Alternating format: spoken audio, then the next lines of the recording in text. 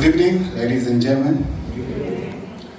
I think other than asking us to give another round of applause to Isaiah, because he has really pulled a lot of stuff from my gut in terms of some of the things I was going to say. He's really put it differently, but he has actually said most of what would otherwise come out of many people such as himself. Now, Jane, I know you're broken and said you're a go-getter, but I want to affirm that. Most of you don't know this, but many years back, I met this lovely lady, and at that time, I needed a new hire in my office. And so she applied like everybody else, and went through vetting, and we gave her this position. But when we offered and she looked at the pay versus what she was supposed to do, she told me flat out, hell no, Dan, I'm not gonna take this position, you know. And that's began her journey. And she moved straight into the financial world, went to Britain, and voila, she's grown into this financial wellness expert, and she has morphed and moved on into insurance world, insurance broking. You can see Gitiche, and I couldn't be more proud.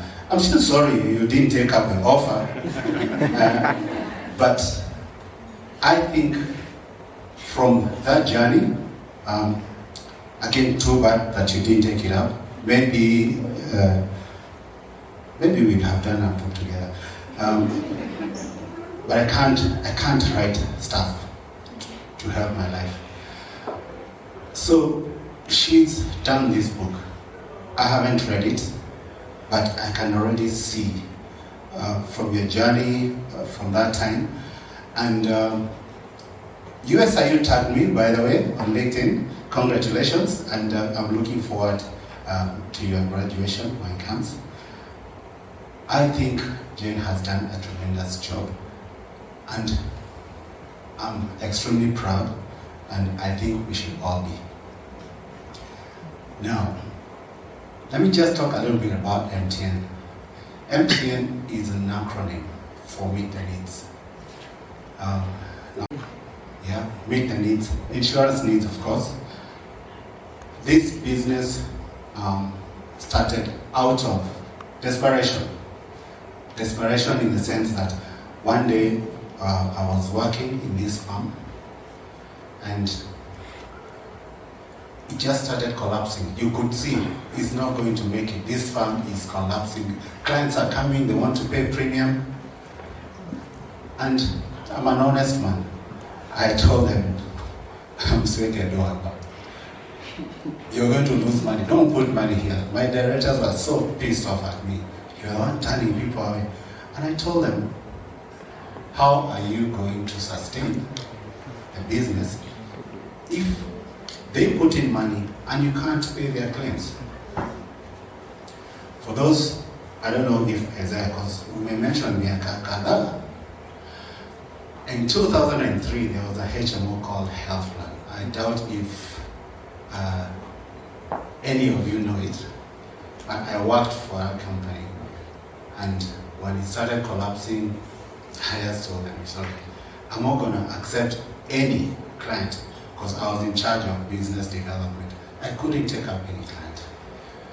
And they told me, well, so what you do, if you feel like that, share. And so I took, there was no proverbial box where you pack your things. So I just stood up and left. And lucky for me, because they had conned me of some commission, I was not a commission person, but I had worked so hard to bag in a client called Safaricom. So Safaricom, at the time, paid health plan 30 million bob. In 2002, that was a tidy sum. And because I was not a commission person, I was salaried. I was told, hii ikiingia, bonus up. So I knew, of course, not going to be 10%. Lakini ataka 5%. These guys, watampatia.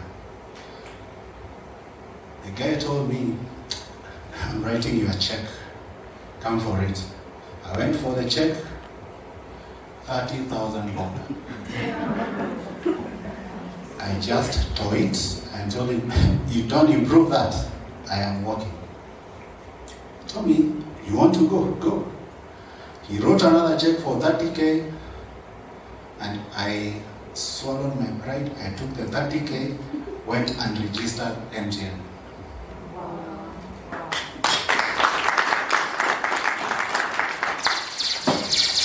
Out of that, when the business started collapsing, I went in 2004, sat at Vision Plaza. There was nothing. I couldn't afford tiles or paint. There was a long line of, those days it was the hard phone, the telecom one. So it was connected at a corner and ran through the office to my desk. But I never gave up. I just said, this has to work. I just knew medical insurance. I didn't know motor and stuff. But I taught myself all through. Kidogo hired mtu wa mkono. Kidogo a receptionist. And before you know it,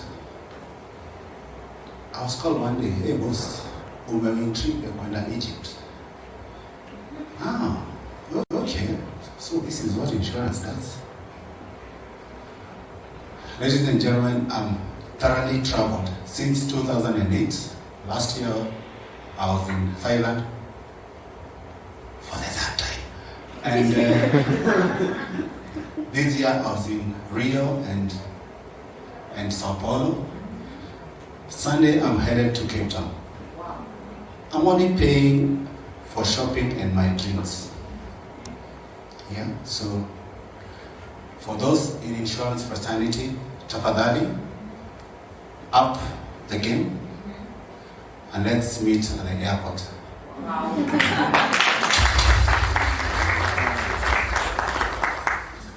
Now, for me, I cannot tell you anything about financial planning or financial wellness because Jane has this fantastic book on how to master our finances. I would just like to mirror what insurance would help in mastering our finances. And as Isaiah said, vile tu miaka tunaenda, you may have this need to retire. You may need to protect your life. You may need to protect your assets. You may need to protect your health. All this cannot just be done because we want to or we need to. We have to be intentional about it. And the intention, as far as insurance is concerned, you must look at what should you do. A lot of Gen Z tell them, just put away 5K or 3,000 bob a month for the next X number of years. And they'll tell you, I don't need to do that. I have such a client, 3,000 staff, average age, 24. When you look at how many of those are putting money away on pension, or even I've given them alternatives, money market funds. Guys open a money market fund account on a Monday, Friday, jioni, at this time. They are applying to check the money. Why? See, it's Friday, So the intention for saving or putting money away needs to start from way before employment. Our educators need also to be intentional. You have to start putting this curriculum in school. Ndio tumesikia, what's it called? The one my kids are on. CBC, yeah. However nice it is, if you don't package it in realities of money, realities of health, we are still going to have the same cycle over and over again, whereby Friday in Africa, money out. And with the technology world, whereby you can access your money on your phone anytime, you can go to an ATM, get it out. So the intention has to be from within. It will never be taught enough, or it can never be put into you enough, because we have so many tools that do that. But some of us still don't get it, or some of us simply don't want to. But first of all, we must want to save. And saving, you can see, you've seen Zakayo is working very hard, forcing us to save. I don't know, the government needs money, obviously. Housing, NSSF, Tier 1 and 2. Don't be cheated. That's money the government needs. So we're being asked to save by force, to pay it, to spend it. Anything that can be packaged to get money out of our pockets and package as a saving. It is saving. We don't know if we'll get it, but it is a saving. It tells you saving is very, very important. So we must be intentional about saving. So when you're saving, what are you intending to do? You're looking at your prime years. You're earning money, you're productive. Yes, you're spending it, unaka happy here and there. But you know, how much are you spending? I've seen James show, 20% of rent. Very nice. And I wish a lot of us would do it. Yeah.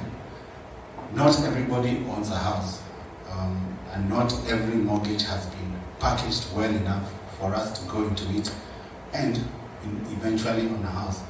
But we also must be wise about how we look into those things. You want a house, you want to protect your health. When does health begin to beat? Your health begins to beat once you hit 35, based on your lifestyle, of course. Kuna watu wa Friday, Saturday, na Sunday ni kurecover.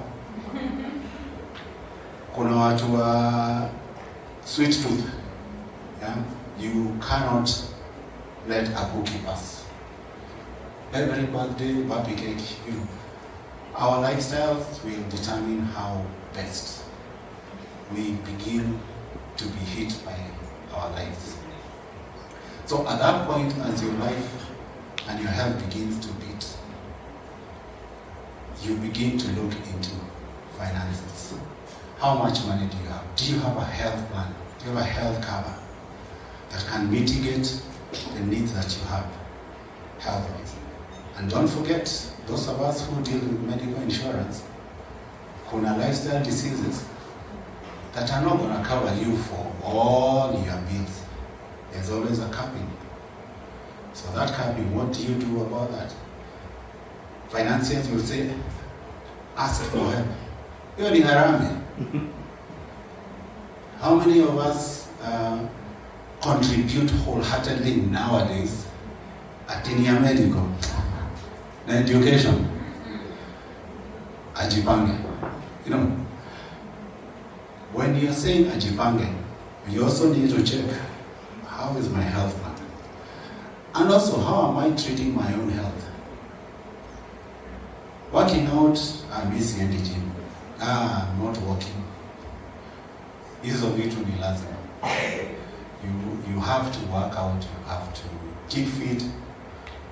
You can see our 63-year-old. You see how surprised we are.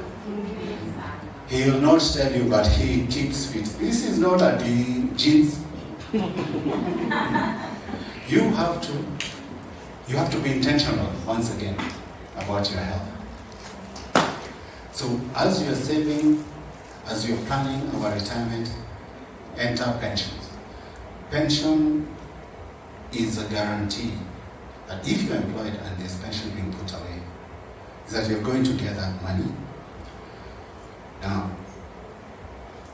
the days of Provident Fund are gone. Ile siku ati you used to get a lump sum, ndio hii 10 mic. Those are gone. Now you get a third.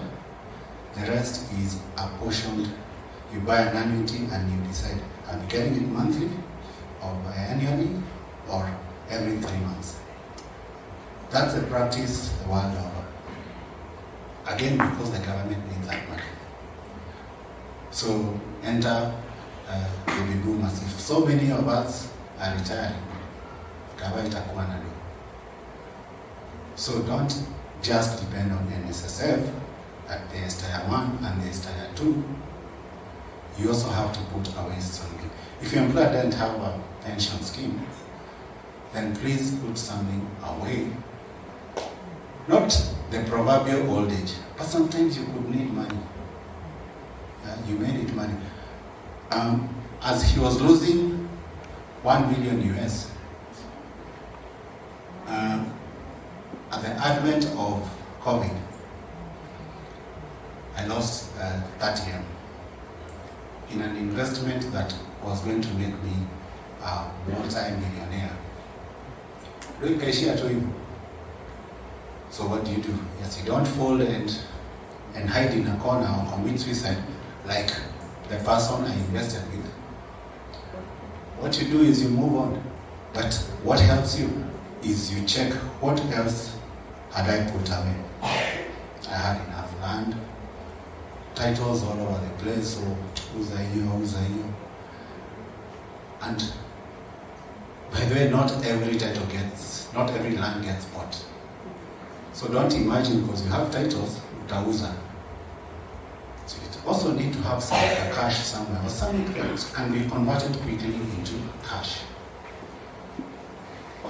Those of you who have never come across Mansa X, tafadhali, do your diligence. Those guys have been giving me some returns that are out of this world. And every other time you go and withdraw $1 million, you don't even notice, because before you know it, interest pop, more cash. So those are tools that you must look at to see if I have a scenario, will I survive? But back to insurance, you have pensions that you must always think about. Lately, we are having challenges with people wanting to put their money in insurance, so enter money market funds. All the practitioners in insurance, financial services will tell you that money market funds are really catching. But where are they being offloaded? From banks and from insurance companies. Wachana with the other guys, and I'm not saying they don't deliver, but of course at the end of the day you want someone you can trust, isn't it? So these are the things that work hand in hand with the days of our lives. And lastly, just to finalize, if you're not somebody who believes in insurance, I would ask you to kindly speak to Jen. If you don't find her, I am easily accessible. And we can discuss insurance till from here to China. So ladies and gentlemen, let's appreciate Jen.